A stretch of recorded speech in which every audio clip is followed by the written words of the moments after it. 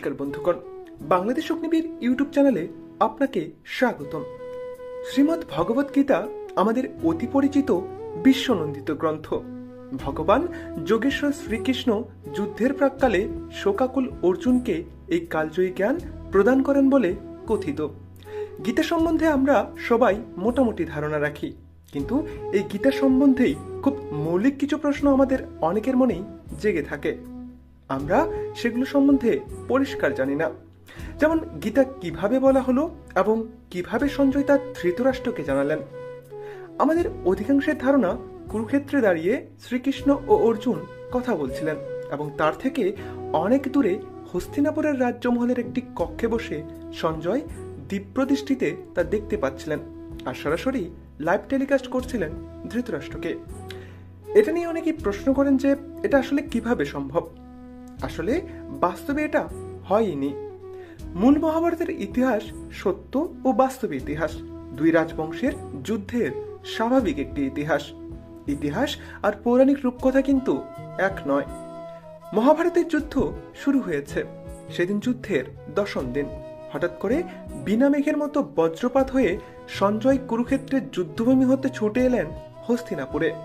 এসেই ঝড়ের বেগে ধৃতরাষ্ট্রের সাথে দেখা করতে গেলেন। দেখা হতেই তিনি নিম্নোক্ত শ্লোকটি বললেন। ভীষ্মপর্বের ভগবত গীতা পর্বাধ্যায়ের অধ্যায় 13 শ্লোক 1-2 তাই বলা হয়েছে, গাবলগণের বিদ্বান পুত্র সঞ্জয় দ্রুত যুদ্ধক্ষেত্র হতে রাজসভায় এলেন এবং দুঃখ ভারাক্রান্ত মনে ধৃতরাষ্ট্রকে বললেন, ভরতবংশের পিতামহ ভীষ্ম নিহত হয়েছেন। অধ্যায় 13 শ্লোক নম্বর 13-তে বলা হয়েছে, বিলাপ করে সঞ্জয় বললেন, আপনার পুত্রদের দুর্মতির কারণে হে রাজা, আজ সকল যোদ্ধার মধ্যে শ্রেষ্ঠ, সকল ধনুধারের মিলিত শক্তি সেই পিতামহ ভীষ্ম পতিত হয়ে গেলেন। এই শুনে ধৃতরাষ্ট্রের মাথায় যেন বাজ পড়ল। অধ্যায় 14 শ্লোক নম্বর 4-এ দেখা যায় তার হৃদয় যেন শুলবিদ্ধ হল। তিনি যেন নিজের মৃত্যু যন্ত্রণা অনুভব করলেন। একই অধ্যায়ের শ্লোক নম্বর 1-এ দেখা যায় ধৃতরাষ্ট্র বিলাপ করে সঞ্জয়কে বললেন, আমার পিতা বাসবের ন্যায় বীর, কিভাবে তিনি রথ থেকে নিপতিত হলেন। এরপর ধৃতরাষ্ট্র গত 10 দিনে কি কি হয়েছে সবকিছু জানতে চাইলেন সঞ্জয়ের কাছে। তখন যুদ্ধক্ষেত্র থেকে গত 10 দিনের যুদ্ধের সবকিছু প্রত্যক্ষদর্শী সঞ্জয়, যার চোখে অতীত বর্তমান সব ঘটনা ভাসছিল এবং যুদ্ধের ভবিষ্যৎ যেন তিনি দেখেছেন, তিনি গত 10 দিনের সকল ঘটনা ধৃতরাষ্ট্রকে শোনালেন। অধ্যায় নম্বর 13 শ্লোক নম্বর 1-এ দেখা যায়, যুদ্ধের 10 দিন অতিবাহিত হয়ে যাওয়ার পরে সঞ্জয় হস্তিনাপুরে আগমন করেছেন এবং এসে ভীষ্মের মৃত্যু সংবাদ প্রদান করলেন। এরপর ধৃতরাষ্ট্র জিজ্ঞেস করলেন, কিভাবে পিতামহের পতন হলো এবং যুদ্ধক্ষেত্রে এই 10 দিনে কি কি হলো তা আমাকে বর্ণনা করো। এবং তখন তিনি নিজের চোখের সামনে ভাসতে থাকা গত 10 দিনের ঘটনা বর্ণনা করা শুরু করলেন ভীষ্মপর্বের 15তম অধ্যায় থেকে। 15 থেকে 24 নং অধ্যায় পর্যন্ত চলল কিভাবে দুই পক্ষ প্রথম দিন থেকে সৈন্য সজ্জিত করেছিলেন ইত্যাদির বর্ণনা। 25তম অধ্যায়ে গিয়ে বললেন অর্জুনের মনে যুদ্ধ নিয়ে হতাশা তৈরির, মনোদুঃখ আবির্ভাবের ঘটনা এবং তখন তাকে ক্ষত্রিয় ধর্ম মনে করিয়ে দেওয়ার জন্য শ্রীকৃষ্ণের দেয়া উপদেশ বাণী। 25 থেকে 42 নং অধ্যায়ে সঞ্জয় এই কৃষ্ণ অর্জুনের কথোপকথন বর্ণনা করলেন। এই কথোপকথনই হলো গীতা। অর্থাৎ গীতার কথাগুলো সরাসরি দিব্যদৃষ্টিতে দেখে সঞ্জয় লাইভ টেলিকাস্ট করেননি ধৃতরাষ্ট্রের কাছে। তিনি যুদ্ধক্ষেত্রে নিজেই উপস্থিত ছিলেন এবং স্বচক্ষে যা দেখে এসেছেন এবং নিজে যা শুনেছেন তাই এসে বলেছেন ধৃতরাষ্ট্রকে। সংবাদ সংরক্ষণের কৌশল একদম স্বাভাবিকভাবেই তৎকালীন সময়ে যা হতো তাই হয়েছে এখানেও। সঞ্জয় যুদ্ধক্ষেত্রে যুদ্ধের সংবাদ সংগ্রাহক হিসেবে উপস্থিত ছিলেন, ঠিক বর্তমান যুগের সাংবাদিকদের মতো। তার সাথে ছিল সৌতি বা কবিকথকের দল। সৌতিদের কাজ ছিল কারো কথাকে কবিতার আকারে হুবহু স্মরণ রাখা।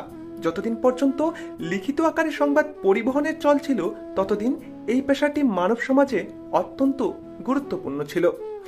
আজকে যে মহাভারত সেই হাজার হাজার বছর আগে থেকে এখনো আমাদের মাঝে প্রবাহিত রয়েছে তা এই সতী নামক কবিদের স্মরণ শক্তির কারণেই হয়েছে। সঞ্জয় যুদ্ধক্ষেত্রে প্রত্যক্ষ সংবাদ সংগ্রাহক হিসেবে উপস্থিত থাকতেন সহকারী সৌতিদেরকে নিয়ে। তিনি যুদ্ধের সকল ঘটনা প্রত্যক্ষ দর্শন করতেন। তিনি ও সৌতিরা যোদ্ধাদের বিভিন্ন গুরুত্বপূর্ণ কথাগুলো কবিতার আকারে মুখস্থ করতেন। দশম দিনে ভীষ্ম পতিত হলে তিনি হস্তিনাপুরে যান এবং ধৃতরাষ্ট্রকে শেষ 10 দিনের সব সংবাদ প্রদান করেন। আর সেই সংবাদের একটি অংশ ছিল গীতা। এরপর আবার যুদ্ধক্ষেত্রে সংবাদ সংগ্রহে চলে যান তিনি।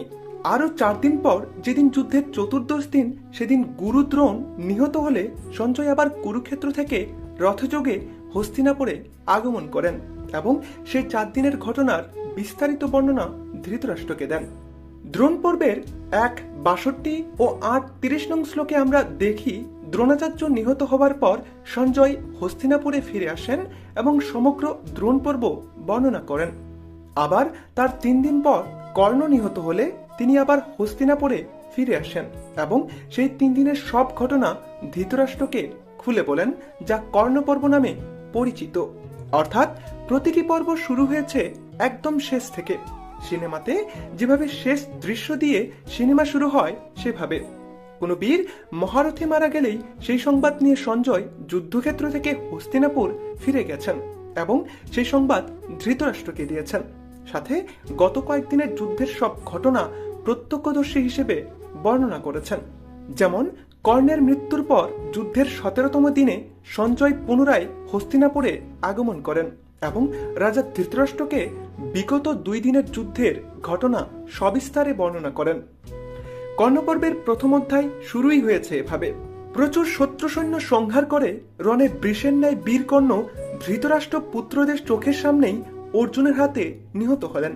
কর্ণ নিহত হলে তখন শোককাতর সঞ্জয় বেগে বায়ুতুল্য ঘটকগণ চালিত রথে রাত্রিতে হস্তিনাপুরে গমন করলেন এবং কুরু জঙ্গলে কি ঘটেছে, কর্ণের মৃত্যুসহ সব ঘটনা ধৃতরাষ্ট্রকে বর্ণনা করতে লাগলেন।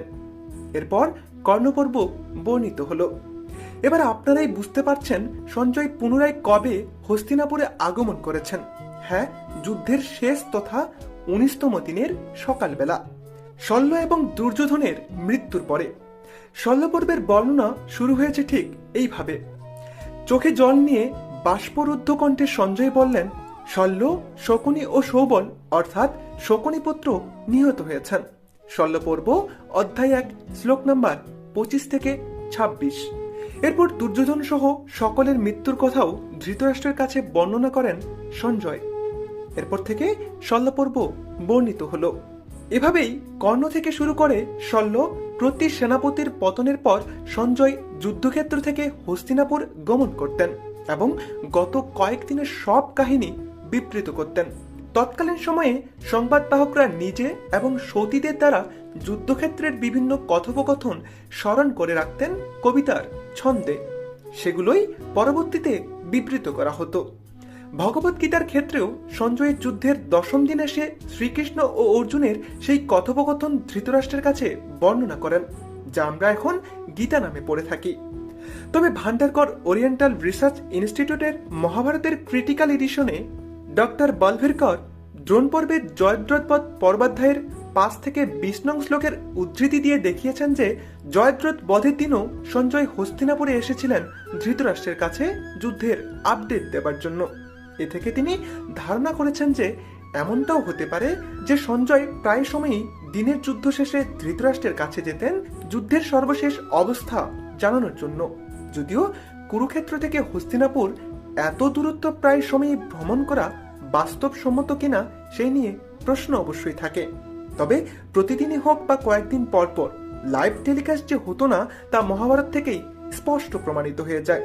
এভাবেই খুব মনোযোগ দিয়ে লক্ষ্য সহকারে পড়লেই আমরা দেখি 1 লক্ষ শ্লোকের আপাত দৃষ্টিতে অসম্ভব কাল্পনিক মহাকাব্য মহাভারতের ভিতরেই প্রথিত আছে মহর্ষি ব্যাসদেবের লেখা 24,000 শ্লোকের প্রকৃত ইতিহাস ভিত্তিক ভারত সংহিতা তথা মহাভারত। তো বন্ধুগণ, ভিডিওটিতে স্পষ্টভাবে প্রমাণিত হয়েছে কিভাবে সঞ্জয় দেখেছিলেন ও শুনেছিলেন শ্রীকৃষ্ণ অর্জুনের কথোপকথন, কিভাবেই বা পেলাম আমরা পবিত্র গীতা। তো বন্ধুগণ, অলৌকিকতার পথে আর নয়, আসুন বাস্তবতা এবং সত্যতার পথে হাঁটি। সবাই ভালো থাকবেন, সুস্থ থাকবেন। বাংলাদেশ অগ্নিবীরের পাশেই থাকবেন। নমস্কার।